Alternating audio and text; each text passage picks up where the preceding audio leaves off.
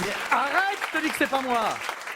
Arrête, je te dis que c'est pas moi qui te l'ai volé. Ça va 2 secondes, je te dis que c'est pas moi qui te l'ai volé, quoi. Sérieux. Parce que j'ai une tête à voler un peigne. Vas-y, foutez-vous de ma gueule, hein. Je suis là pour ça, il n'y a aucun problème. Je suis totalement décomplexé là-dessus. Hein. Je vais même vous dire mieux, je crois que je suis même peut-être le seul chauve au monde qui est content d'être chauve. Ah non, c'est parce que moi, avant d'être chauve, j'étais roux. T'as une vie de merde quand t'es roux. Hein, déjà, nous, on ne bronze pas, on rougit. Hein. À vous, on vous dit genre, waouh, putain, t'es tout bronzé. Oh, t'as encore parti en vacances. Hein. Ah, moi, c'est putain, la vache, t'es tout rouge. Toi, t'es encore bourré, toi. Tiens, en plus, c'est quoi ces rumeurs sur les roux? C'est quoi cette rumeur comme quoi les roux puent? C'est hyper vexant. Hein. Je sais pas s'il y a d'autres roux que moi ce soir dans la salle. Hein, je crois pas, j'en ai pas senti. J'aimerais bien savoir qui lance ces rumeurs, parce qu'en plus, ces rumeurs, elles se propagent de façon super rapide, et c'est mondial. Alors moi, je pense que la seule explication, c'est que c'est un mec qui les lance par Internet. Moi, je pense qu'il y a un mec au monde qui possède l'ordinateur de la rumeur et qui se fait son kiff. C'est genre, les roux puent, paf. Les blondes sont bêtes, paf. Qu'est-ce que j'aimerais, moi, un jour, pirater cet ordinateur pour lancer une rumeur à mon avantage, hein, surtout que je ne serais pas le premier à faire ça. Bah, attendez, excusez-moi, mais les blacks ont tous des grosses bites. Ça sent quand même le piratage d'ordinateur à plein nez, cette histoire. Mais je vous rassure, hein, tout le monde a eu le droit sur le rumeur, tout le monde. Il y a même une époque, il y a une rumeur qui a été lancée sur les juifs, comme quoi les juifs étaient riches. C'est genre, tous les juifs sont riches, quoi. Tous. Là, il y a un juif, mais il a paniqué. Il s'est dit, mon Dieu, ça y est, chérie, tout le monde va vouloir nous emprunter de l'argent maintenant, mon Dieu. Là, qu'est-ce qu'il a fait, le juif? Enfin, pas con, hein. Il a piraté l'ordinateur, les juifs sont radins. C'est bon, on est tranquille maintenant. C'est pas facile d'être roux, surtout quand t'es gosse. Pas facile de toujours être choisi en dernier, en cours de sport, pendant la sélection des équipes. Hein, y en a d'autres? Hein? Moi, je ne jouais jamais. Tu vois, si, à la rigueur, moi, je jouais sur les 20 qui se blessaient. Vous voyez, j'étais le remplaçant. J'étais le roux de secours.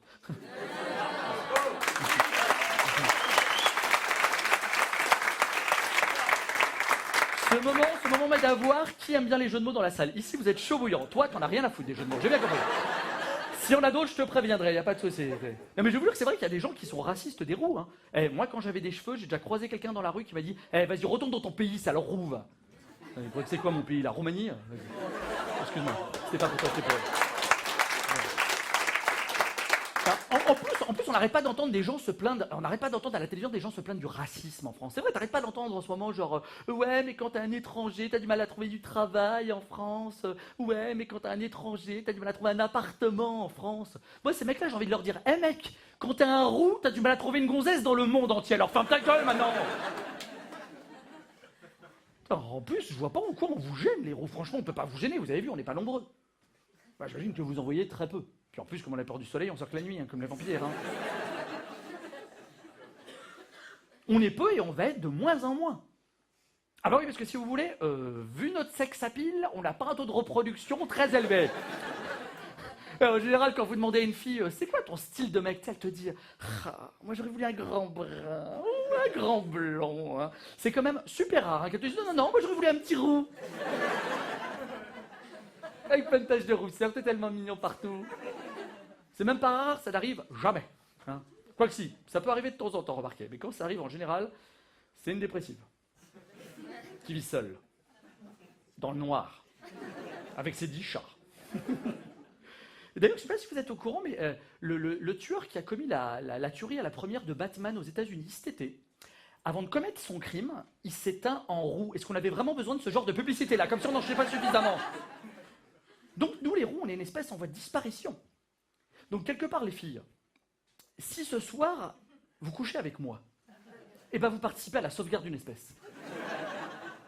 Et toutes celles qui se marrent là, sachez juste une chose, c'est chaque fois que dans votre vie, vous avez dit non à un roux, eh ben, vous êtes un peu responsable de ce génocide. Alors, protégez les roux.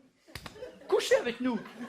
Protégez les roux, couchez avec nous. Protégez les roux, couchez avec nous. Protégez les... Non, le dites pas, faites-le, putain.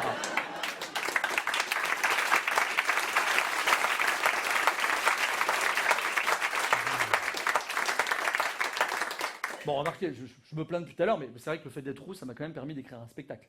Quand même. Un spectacle d'ailleurs que j'ai carrément été invité à jouer au Club Méditerranée. Alors, je pense que dans cette salle, tout le monde connaît un peu la réputation du Club Med. Hein, comme que là-bas, on mange bien. Hein. Alors, c'était un Club Med en Tunisie, un Club Med de célibataires. Si vous voulez vraiment, on a les gens d'aller là-bas que, tu vois, pour pécho. Tu vois, pour les plus anciens, pour choper. Hein. Non, mais pour vous donner une image, si vous voulez, c'est impossible de revenir puceau de ce Club Med là. Mais vraiment, c'est impossible. Et bah, moi, j'ai réussi. Ouais, ça fait. J'ai aucun mérite, j'ai été vachement aidé quand même. Si, par le soleil. Merci mon pote. Oui, parce que le problème, c'est que nous, les roux, le problème, c'est que quand on arrive le premier jour en vacances, on est tout blanc. Et il n'y a jamais de parasol de libre. Mais je suis désolé, mais moi, je pense que nous, les roux, on devrait être prioritaires. Ah bah oui, ça devrait être comme les personnes âgées ou les personnes handicapées dans le métro. D'ailleurs, t'imagines 2 secondes le kiff que tu pourrais te faire. Tu sais, tu pourrais aller voir une personne âgée sous un parasol sur la plage et lui faire « Excusez-moi, madame. Excusez-moi, mais je suis prioritaire. Hein, je suis roux. Je vous demande de partir, s'il vous plaît. D'ailleurs, quand vous m'avez vu arriver sur la plage, vous auriez pu vous lever de vous-même. Ça s'appelle la politesse, l'éducation, madame. Hein, allez, dégage, la veille. Hein. Malheureusement, quand t'es éduqué, tu peux pas faire ça. Donc moi, l'après-midi, comme vous, je me baladais avec un maillot de bain, mais aussi avec un t-shirt. Ce qui fait que le soir, j'avais le corps tout blanc, avec la tête rouge, les avant-bras rouges et les mollets rouges. Hein. Quand je m'étendais nu sur mon lit le soir, on aurait dit le drapeau suisse. Alors la Tunisie, t'y vas pas pour le confort. Hein. Je peux vous dire que moi, les matelas dans la chambre étaient tellement durs, au bout d'une nuit, j'ai préféré dormir par terre. J'ai même entendu mon dos me dire « Oh putain, merci, j'en pouvais plus. » Le lendemain matin, je me réveille et je vois mon matelas qui est allongé sur moi. Je fais « Qu'est-ce que tu fous là, toi ?» Il me fait « Oh putain, merci, j'en pouvais plus. » là. Le 3e jour, je me suis baladé dans le souk en Tunisie. Alors pour ceux qui ne connaissent pas, c'est le temple de la contrefaçon. T'as des imitations de tout. Et moi, j'étais dans le souk avec un vrai polo Ralph Lauren dans une boutique qui vendait des faux Ralph Lauren. Et le vendeur était tout content de sa merde. Il me disait hey, regarde, t'as vu, c'est les mêmes, regarde, c'est les mêmes. Je lui ai dit non, c'est pas les mêmes. C'est pas les mêmes. Sur le mien, il y a un cheval, sur le tien, il y a un poney. C'est pas les mêmes. D'ailleurs, pour parler d'animaux et de bestioles, on peut dire que les bestioles en Tunisie ne m'ont pas aidé à cultiver mon sex appeal. Parce que le problème, c'est qu'en Tunisie, il y a beaucoup d'abeilles. Et moi, j'ai peur des abeilles. Mais quand je vous dis que j'ai peur des abeilles, c'est-à-dire qu'il y a une abeille dans le coin, je fais « Ah, il y a une abeille !» Je deviens une vraie tapette. Ah non, mais à côté de moi, ma gloire, c'est 50 cents. Hein. En plus, il y a toujours un pote pour essayer de te rassurer. Tu sais, pour te dire « Mais n'aie pas peur, mais si tu l'embêtes pas, elle te piquera pas. » Et je lui dis « Ça veut rien dire. Regarde, toi, tu m'as rien fait, j'ai déjà envie de te péter la gueule. Donc tu vois, ça veut rien dire. » Pendant qu'on déjeunait, à un moment, il y a une abeille qui est venue se poser sur ma canette de coca. Vous savez quoi? Je lui ai laissé la canette. Je me suis fait racketter par une abeille, bordel. C'était une abeille Kaira, quoi. Elle avait la banane Lacoste, les antennes à l'envers et les Adidas. Elle volait comme ça. Je sais pas pourquoi j'ai peur des abeilles comme ça. Mon père n'a pas peur des abeilles. Mon père, comme il sait que j'ai peur, quand il y a une abeille qui arrive pour nous ennuyer, il me fait « N'aie pas peur, fiston ». Il la chasse avec la main comme ça. « N'aie pas peur ». Et l'abeille, elle s'en va. Et j'ai compris en réalité, vous voyez que c'est ça être un père. Être père, c'est être capable de protéger son enfant des abeilles. Et c'est d'ailleurs pour cette raison que je sais que je suis pas encore prêt à être père. Ah non, moi si j'ai un enfant qui est d'abeille dans le coin, je chope mon enfant, je fais protège-moi, fiston, protège-moi. Tiens, abeille, pique-le lui.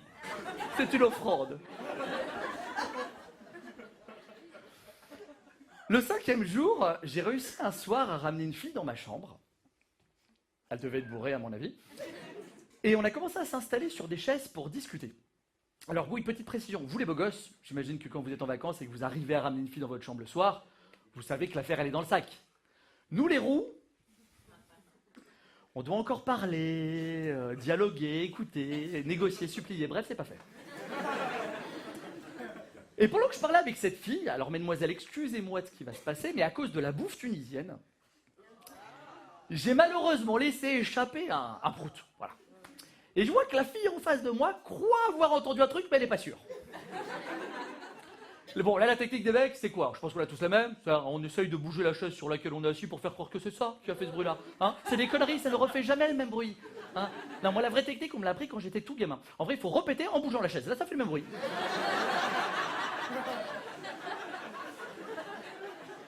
Sauf que moi, la chaise est restée bloquée, ce qui fait qu'elle a juste eu la certitude que j'avais pété 2 fois.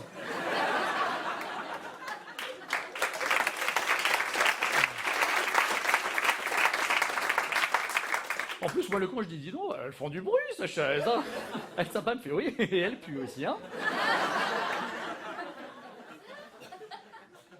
Elle est quand même restée avec moi et on allait passer au lit pour faire nos petites affaires, si seulement elle n'avait pas vu dans la chambre cette putain d'araignée.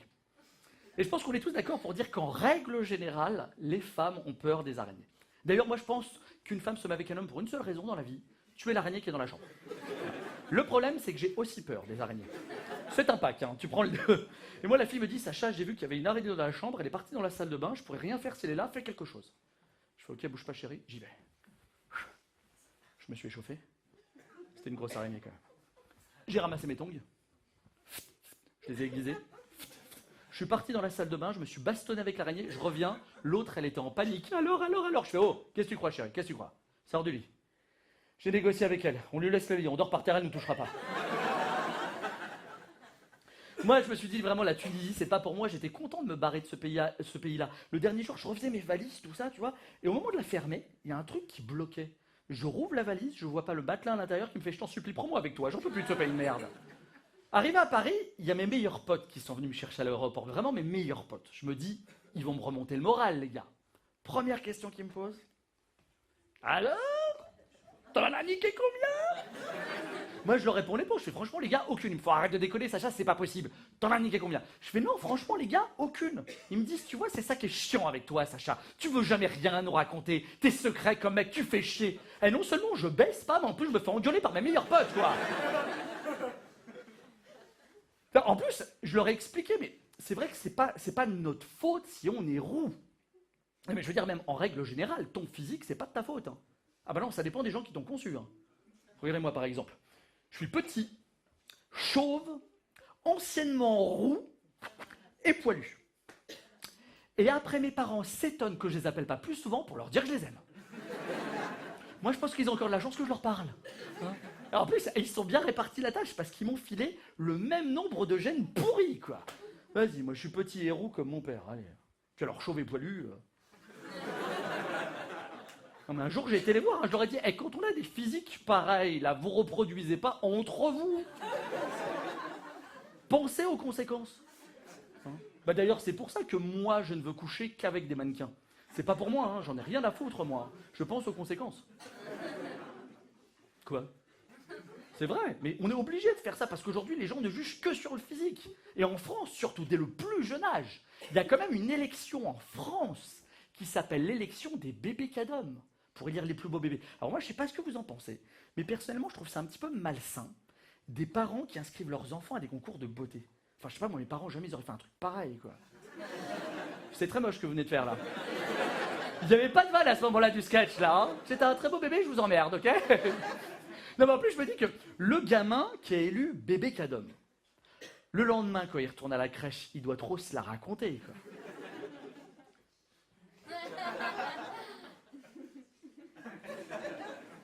Eh, la bouclette, là, viens par ici. Tu veux me sucer?